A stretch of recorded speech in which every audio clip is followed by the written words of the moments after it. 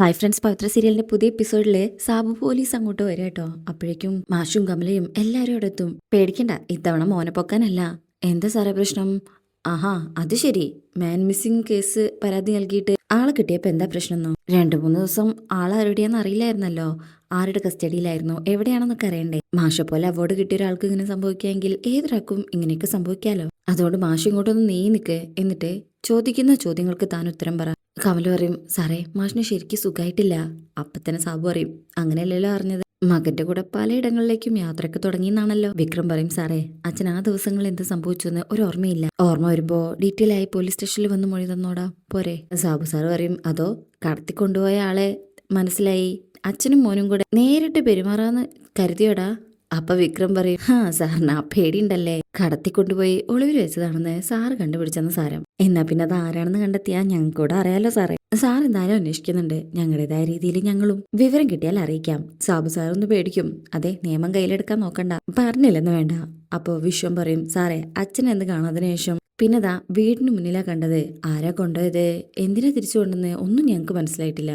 വിക്രം പറയും, വിഷേട്ടാ അത് പക്ഷേ സാറിന് മനസ്സിലായിട്ടുണ്ട്. നമുക്കാരെങ്കിലും മനസ്സിലായിട്ടുണ്ടോ, അത് സാറിന് മനസ്സിലായ ആള് തന്നെയാണോ എന്ന് ഉറപ്പിക്കാൻ തന്നെയാ ഈ വരവ്. അതില് സാബു സാറിന് ഇഷ്ടപ്പെടുന്നില്ലടാ, മതി നിർത്ത്, പോലീസിന്റെ അടുത്ത് വേഷം കെട്ടിൽ ഇറക്കി അറിയാലോ നിനക്ക്. അപ്പൊ വിക്രം ഇങ്ങനെ കണ്ണിലേക്ക് എന്നെ നോക്കുമ്പോ അയാളൊന്ന് പേടിക്കും. കമലമ്മ പറയും, അയ്യോ സാറേ മാഷിനൊന്നും അറിയില്ല.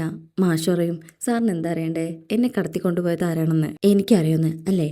എന്നാ ഇല്ല സാറേ, എന്നാ അതറിയണമെന്ന് എനിക്ക് ആഗ്രഹമുണ്ട്. അതുകൊണ്ട് ഞാൻ നേരിട്ടൊരു പരാതി തരുന്നു. എന്നെ കാണില്ലെന്ന് പറഞ്ഞ എന്റെ മക്കളുടെ പരാതി ഇല്ലേ ഇപ്പോൾ ഉള്ളത്? ഞാൻ തിരിച്ചു വന്ന സ്ഥിതിക്ക് അത് നിൽക്കില്ലല്ലോ. അതുകൊണ്ട് ആരോ എന്നെ തട്ടിക്കൊണ്ടുപോയി 3 ദിവസം മയക്കുമരുന്ന് കുത്തിവെച്ച് അബോധാവസ്ഥയിലെ അവിടെ കിടത്തി മരിക്കുന്നതിന് മുമ്പ് ഈ വീടിന്റെ പടിക്കൽ കൊണ്ടുവന്ന് എത്തിച്ചു. അതാരാണെന്ന് ഈ നാട്ടിലെ പോലീസ് കണ്ടുപിടിച്ച് തരണം. അങ്ങനെ ഒരു പരാതി എനിക്കുണ്ട്. ഞാൻ സാറിനെ സ്റ്റേഷനിൽ ഒന്ന് എഴുതി തരാം പോരെ? സാബു സാറ് തല താഴ്ത്തി നിൽക്കണേ. മാഷി പറയും, സാറിന് മാത്രല്ല സാറിന്റെ മുകളിലുള്ളവർക്കും ആ പരാതി കൊടുക്കാൻ തീരുമാനിച്ചിരിക്കുക. വിക്രം പറയും, ഇപ്പൊ സാറിന്റെ മനസ്സിലുള്ളത് ആരാണോ അവര് തന്നെയാണ് പ്രതിയെന്ന് മനസ്സിലായാൽ മുഖം നോക്കാതെ നടപടി എടുക്കാൻ വേണം. മാഷി പറയും, അതെ സാറേ, ഇനി സാർ ഇങ്ങോട്ട് വരണ്ട.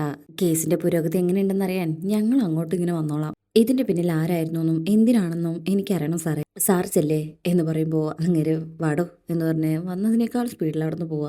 ഈ സമയം വിക്രമിനടുത്ത് മാഷ് പറയും, വിക്രം ഞാൻ വെറുതെ പറഞ്ഞതല്ല, ഇത് ചെയ്തതാരാണെന്ന് എനിക്കറിയണം. നമ്മളത് കണ്ടുപിടിക്കോച്ചാ ഉറപ്പ്. അതിനുശേഷം പിന്നീട് കാണിക്കുന്നത് ശ്രീകാന്ത് ധൃതിയില് വീട്ടിലേക്ക് വരാട്ടോ. എന്നിട്ട് ശങ്കരനാരായണന്റെ അടുത്ത് എന്നിട്ട് വയ്ക്കും, ആ വിക്രമും അവന്റെ അച്ഛനും വന്നിരുന്നോന്നേ. ആ വന്നിരുന്നു. എന്നിട്ട് അവര് വേദയെ കണ്ടോ? അപ്പൊ ശങ്കരൻ പറയും, കണ്ടു. അച്ഛൻ എന്തിനാ അനുവദിക്കാൻ പോയത്? അതിനെന്താടാ കുഴപ്പം? ശ്രീകാന്ത് പറയും, നാളുകൾക്ക് ശേഷം അവൾ സ്വന്തം ഇഷ്ടപ്രകാരം ഇറങ്ങി വന്നതല്ലേ, ഇനി അതിന്റെ പേരിൽ സംസാരവും ചർച്ചയും വേണ്ടെന്ന് അച്ഛന് പറയായിരുന്നില്ലേ? ശങ്കരൻ പറയും, ഞാൻ എങ്ങനെ അത് പറയും? സുധാകർ മഷ വീട്ടിലെ അയാളുടെ മകന്റെ ഭാര്യയായിട്ട് 1 വർഷത്തിൽ കൂടുതൽ ജീവിച്ചവളാ അവള്. അവര് തമ്മിൽ സംസാരിക്കണമെന്ന് പറഞ്ഞാ വേണ്ടെന്ന് പറയാൻ എനിക്കെന്താ അവകാശം? ശ്രീകാന്ത് പറയും, അവൾ അവനെ ഉപേക്ഷിച്ച് വന്നിട്ടുണ്ടെങ്കിൽ അതിന് തക്കതായ കാരണം ഉണ്ടാവും. അത് ബാച്ചപ്പ് ചെയ്യാനായിട്ട് നമ്മളായിട്ടൊരു അവസരം ഉണ്ടാക്കിയാ അവൾ ഇനി ഇറങ്ങി പോവേയുള്ളൂ. ശങ്കരൻ പറയും, എനിക്ക് മനസ്സിലായത് അവൾ ഇറങ്ങി വന്നത് അവിടെ ഒരു വഴക്കുണ്ടാക്കിയിട്ടല്ല. മലയ്ക്ക് പോയ വിക്രം തിരിച്ചു വരുന്നതിന് മുന്നേ അവന് ഫേസ് കൊടുക്കാതെ ഓടിപ്പോരെ അവള് ചെയ്തത്. അതിന്റെ കാരണം എന്താ? അവനെ ഫേസ് ചെയ്താൽ അവൾക്ക് അവിടെ നിന്ന് ഇറങ്ങി വരാൻ പറ്റില്ലെന്നുള്ള തോന്നലുണ്ടായതുകൊണ്ടല്ലേ? അതിനർത്ഥം അവൾ സ്വന്തം മനസ്സാലല്ല അവിടെ നിന്ന് ഇറങ്ങി പോന്നതെന്നല്ലേ? എനിക്ക് മാത്രമല്ല, അത് അയാൾ പറയുകയും ചെയ്തു. ശ്രീകാന്ത് പറയും, അത് പറയേണ്ടത് അച്ഛനും സുധാകരൻ മാഷോ ആണല്ലോ. അവളാണ്. ഇനി അവനുമായിട്ട് ചേർന്ന് പോകാൻ പറ്റാത്തത് കൊണ്ടാണ് ഇറങ്ങി വന്നതെന്ന് അവള് സമ്മതിച്ചല്ലോ. നോക്ക്, അവൾ അവിടുന്ന് വന്നു കിട്ടാൻ വേണ്ടി നമ്മൾ ഒരുപാട് കഷ്ടപ്പെട്ടിട്ടുള്ളതാ. ഇപ്പൊ അവള് സ്വന്തം ഇഷ്ടപ്രകാരം വന്ന സ്ഥിതിക്ക് ഇനി സങ്കടപ്പെടുത്തി അവൾ അങ്ങോട്ട് അയക്കരുത്. പത്മം പറയും, അവൾ ഇങ്ങോട്ട് വന്നതില് ഇവിടെ എല്ലാവർക്കും സന്തോഷം തന്നെയാ, പക്ഷെ അവൾക്കത് വിഷമം ഉണ്ടാക്കിയിരിക്കുന്നത്. ശ്രീകാന്ത് വയ്ക്കും, വിഷമോ?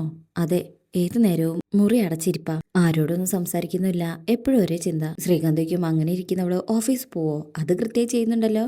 അപ്പോ വർഷ പറയും, ഓഫീസ് പോകുന്നുണ്ട്, കോടതിയിലും ഹാജരാവുന്നുണ്ട്. ശ്രീകാന്ത് പറയും, അപ്പൊ നിങ്ങൾ വിചാരിക്കുന്ന പോലെ ഡിപ്രഷനോ ദുഃഖമൊന്നും അവൾക്കില്ല, നിങ്ങളായിട്ട് ഇനി വിഷമിപ്പിക്കാൻ ഞാൻ മതി.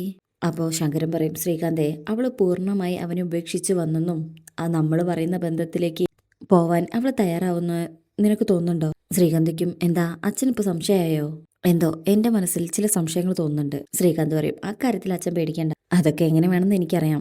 ഇപ്പോഴും ശ്രീനിവാസിന്റെ കൂടെ അല്ലേ? ഇലക്ഷൻ കഴിയുമ്പോഴേക്കും ഏതെങ്കിലും ഒരു കേസിൽ അവൻ അകത്താകും. അതെങ്ങനെ ചെയ്യണമെന്ന് എനിക്കറിയാം. ഇത് കേൾക്കുന്ന എല്ലാവരും ഞെട്ടിപ്പോവും. പത്മം പറയും, ദേ ശ്രീകാന്തേ, അനാവശ്യ കാര്യങ്ങൾക്ക് നീ നിൽക്കണ്ട. അമ്മ മിണ്ടാതെന്നെ, അവനകത്തായ ഉറപ്പായിട്ടും അവള് നമ്മൾ പറയുന്നത് അനുസരിക്കും. തൽക്കാലം അവനെയും അവന്റെ വീട്ടുകാരെയും ഇങ്ങോട്ട് അടുപ്പിക്കാതെ നിങ്ങൾ നോക്കിയാൽ മതി. ശങ്കരൻ പറയും, നിന്റെ സംസാരം കേൾക്കുമ്പോ നീ എന്തോ പ്ലാൻ ചെയ്ത് മുന്നോട്ട് പോവാണെന്ന് തോന്നുന്നല്ലോ. നോക്ക് ശ്രീകാന്തേ, വഴിവിട്ട് ഒരു കാര്യത്തിനും നീ മുദ്ര നിൽക്കണ്ട. നീ എന്തെങ്കിലും ചെയ്തിട്ടാണേ വിക്രമിനെ പോലീസ് അറസ്റ്റ് ചെയ്യാൻ പോകുന്നതും അകത്താക്കാൻ പോകുന്നതും എങ്കിൽ ഇലക്ഷനാണ്. ആളുകൾ അറിഞ്ഞാൽ മൊത്തം കാര്യം തിരിച്ചടിക്കും. ശ്രീകാന്ത് വയ്ക്കും, അച്ഛൻ എന്നു മുതൽ എങ്ങനെ മാറി തുടങ്ങിയത്? ഒരിക്കൽ കാപ്പ ചുമത്തി അവനെ അകത്തിടാൻ തീരുമാനിച്ച ആളായിരുന്നല്ലോ. ആ കാലൊക്കെ കഴിഞ്ഞില്ലേ ശ്രീകാന്തേ? അതിനുശേഷം അവനും അവളും തമ്മിൽ കൂടുതൽ അടുക്കല്ലേ ചെയ്തത്? എന്തിന്? അവനകത്താക്കാൻ വേണ്ടി നീ എന്തൊക്കെ ചെയ്തു? അതൊക്കെ അവള് തന്നെ പൊളിച്ചടക്കിയില്ലേ? അവനെ മാത്രല്ല, ആ കുടുംബത്തെ മൊത്തത്തിൽ കൊടുക്കാൻ ശ്രമിച്ചപ്പോഴും അവളല്ലേ മുന്നിട്ടിറങ്ങിയത്. അതുകൊണ്ട് അപ്പൊ ശങ്കരൻ പറയും, ഇപ്പൊ അവൾ ഇങ്ങോട്ട് വന്നെന്ന് കരുതിയിട്ട് അവള് മനസ്സുകൊണ്ട് വിക്രമിനെതിരാണെന്ന് നിനക്ക് തോന്നുന്നുണ്ടോ? അവനെതിരെ എന്തെങ്കിലും ചെയ്യാൻ നീ ശ്രമിച്ചു നോക്ക്. അവളുടെ സ്വഭാവം മാറുന്നതാണ്. ശ്രീകാന്തിക്കും അപ്പൊ അച്ഛൻ പറയണത് അവൾ അവളുടെ ഇഷ്ടത്തിന് വിടണം എന്നാണോ? അവൾക്ക് ഇടയ്ക്ക് വന്ന് നിൽക്കാനുള്ള ഒരു വെക്കേഷൻ ഹോമായി ഇത് മാറണം എന്നാണോ? ശങ്കരൻ പറയും, ഈ വീട്ടില് വരരുതെന്ന് അവളോട് പറയാൻ എനിക്കും നിനക്കും അവകാശമില്ലാത്തടത്തോളം കാലം അങ്ങനെ കരുതേണ്ടി വരും. നിങ്ങൾക്ക് എല്ലാവർക്കേ തലയ്ക്ക് വെളിവില്ലാതായിരിക്കാ. പത്മം, ശ്രീകാന്തേ, അച്ഛൻ എന്ത് വേണമെങ്കിലും തീരുമാനിച്ചോ. ഇനി അവനെ കണ്ട് എല്ലാം ഓക്കെ ആക്കാനാണെങ്കിൽ അതും ആയിക്കോ. ഞാൻ അങ്ങനെ തീരുമാനിച്ചിട്ടില്ല. അവനെ ഉപേക്ഷിച്ച് അവൾ ഇവിടെ എത്തിയ സ്ഥിതിക്ക് ഇനി അങ്ങോട്ട് എന്ത് വേണമെന്ന് എനിക്കറിയാം എന്ന് പറഞ്ഞ് ശ്രീകാന്ത് അവിടുന്ന് പോവാണേ. ശ്രീയേട്ട കഴിക്കുന്നില്ലേ എന്ന് വർഷ ചോദിക്കുന്നുണ്ടെങ്കിലും അങ്ങോട്ട് നിൽക്കാതെ അവിടുന്ന് പോകും. ശേഷം രാത്രിയിൽ ചന്ദ്രശേഖരനോടൊപ്പം ഒരു സ്ഥലത്ത് നിന്ന് മദ്യപിച്ചുകൊണ്ട് വിക്രമിനെ കൊടുക്കാനുള്ള പ്ലാൻ തയ്യാറാക്കാണ്. വാസവനെ വെച്ചിട്ടാണ് ഇവർ കളിക്കാൻ ഉദ്ദേശിച്ചത്. അല്ല, അതിന് വാസവൻ നമ്മൾ പറയണ കേൾക്കോ? അയാൾ അന്ന് സംസാരിച്ചപ്പോ തന്നെ വലിയ താല്പര്യമില്ലാത്ത പോലെ നിന്നത് നമ്മളോട് തുറന്നു പറഞ്ഞിട്ടില്ലെന്നേ ഉള്ളൂ. ചന്ദ്രശേഖരൻ പറയും, അവനെ നമ്മൾ നേരിട്ട് ഇൻവോൾവ് ചെയ്യിക്കുന്നില്ല. ഏതൊരച്ഛനെയും പോലെ വാസവന് സ്വന്തം മകൻ പ്രിയപ്പെട്ടവനാണല്ലോ. അവനെ ഇല്ലാതാക്കിയത് വിക്രമാണെന്ന് അറിഞ്ഞാൽ അയാൾ വെറുതെ ഇരിക്കും. വിക്രത്തെ അയാളെ പിന്നെ ജീവിക്കാൻ വിടുന്നു തോന്നുന്നുണ്ടോ? നമ്മൾ കൈയും കെട്ടിയിരുന്ന് നടക്കാൻ പോകുന്ന ഷോ കണ്ടാൽ മതി. ശ്രീകാന്ത് പറയും, എനിക്കൊന്നും മനസ്സിലാവുന്നില്ല. രണ്ട് പാർട്ടികൾ നടക്കുന്ന ഒരു കശപിശ. അതിലെ വാസവന്റെ മകനെ വിക്രം കൊലപ്പെടുത്തുന്നു. അതറിഞ്ഞ വാസവൻ വെറുതെ ഇരിക്കുവോ? ശ്രീകാന്തിക്കും വിക്രമോ? അതെ, അതിന് നമ്മളോടൊപ്പം പുളിക്കല് നിൽക്കും. ശ്രീനിവാസനോട് പുളിക്കല് പറയുന്നു വരുണിനെ കൊന്നത് വിക്രമാണെന്ന്. അങ്ങനെ ആ ദേശത്തിൽ വാസവൻ വിക്രമിനെ ഇല്ലാതാക്കുന്നു. അങ്ങനെ നമ്മളെ സംബന്ധിച്ച് രണ്ട് ശല്യം ഇല്ലാതാവുന്നു. നമ്മുടെ രണ്ടു മക്കളും സേഫ്. പിന്നെ അവരുടെ പേരിലുള്ള വസ്തുവകകളല്ലേ, അതെങ്ങനെ കൈകാര്യം ചെയ്യണമെന്ന് നമുക്ക് തീരുമാനിക്കാം. ഇപ്പോഴാണ് എനിക്ക് സമാധാനമായത് എന്ന് പറഞ്ഞുകൊണ്ട് അവരവിടെ ഇരുന്ന് മദ്യപിക്കാട്ടോ. ശേഷം പിന്നീട് കാണിക്കുന്നത് വേദ ഇപ്പോഴും നല്ല സങ്കടത്തിലാണ്. പിന്നീട് ലാസ്റ്റായിട്ട് രാധയെ കണ്ടപ്പോൾ വിക്രമേട്ടനോട് അടുത്തടുത്ത് ആ മനസ്സ് വഞ്ചിച്ചിട്ട് ഇറങ്ങിപ്പോയതല്ലേ എന്നുള്ള രീതിയിലുള്ള സംസാരവും നിങ്ങളിങ്ങനെ പിരിയാൻ പാടില്ലെന്ന് പറഞ്ഞതൊക്കെ ഇങ്ങനെ ആലോചിക്കുകയാണേ. ശേഷം മുമ്പൊരിക്കലേ രാധ വിക്രമിൻ്റെ ഷർട്ട് ഇങ്ങനെ അയൺ ചെയ്യുമ്പോൾ വേദ വന്നത് അത് ചോദ്യം ചെയ്യുമ്പോൾ വിക്രം ചേട്ടൻ പറഞ്ഞിട്ടാ നിനക്ക് സ്നേഹമില്ലെന്ന് കരുതി. എനിക്ക് അങ്ങനെയല്ല. പിന്നെ നിന്റെ കഴുത്തിൽ കിടക്കുന്ന താലി എൻ്റെ കഴുത്തിൽ ഇരിക്കും ഞാൻ. അയ്യേ ഇതല്ല കേട്ടോ, വേറൊരെണ്ണം നല്ലത്.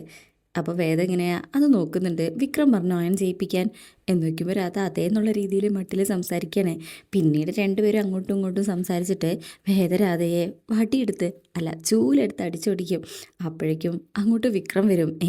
നീ ഇതുവരെ പോയില്ലേ എന്ന് രാധയോട് വയ്ക്കുമ്പോൾ വേദ പറയും, ആഹാ. വേദ വയ്ക്കും, വിക്രം ഇവളോട് ഷർട്ട് അയൺ ചെയ്യാൻ പറഞ്ഞോ? വിക്രം പറയും, എന്തിനെ? ഞാൻ അയൺ ചെയ്ത് മടക്കി വെച്ചപ്പോഴാണല്ലോ ഇവളിങ്ങോട്ട് വന്നത്. ഇവളോട് പോയിക്കോളാൻ പറഞ്ഞിട്ടാണല്ലോ ഞാൻ കുളിക്കാൻ പോയത്. രാധ പറയും, അയ്യേ ഞാൻ നോക്കിയപ്പോൾ ചുളിവായിരുന്നു, പിന്നെ ഒന്ന് ശരിക്കും അയൺ ചെയ്യാന്ന് കരുതി. ഒരു കള്ളം പറയുന്നോ എന്ന് പറഞ്ഞിട്ട് വേദ വീണ്ടും അടിക്കാൻ ഓടും. രാധ ജീവനും കൊണ്ട് അവിടുന്ന് ഓടിപ്പോവാട്ടോ. അവള് പോയി കഴിഞ്ഞാൽ വിക്രം ചോദിക്കും, നീ അവളെ ചൂലെടുത്താണോ തല്ലിയത്? എന്തേ, നിങ്ങൾക്ക് വേദനിച്ചോ? വിക്രം പറയും, അവളൊരു പാവ, അത്രേ ഉള്ളൂ. വേദ പറയും, എന്നാ പിന്നെ അവൾക്കുള്ളത് നിങ്ങൾക്ക് തരാം. ഈ വീട്ടിലേക്ക് വിളിച്ചു കയറ്റുന്നത് അതോടെ അവസാനിക്കല്ലോ.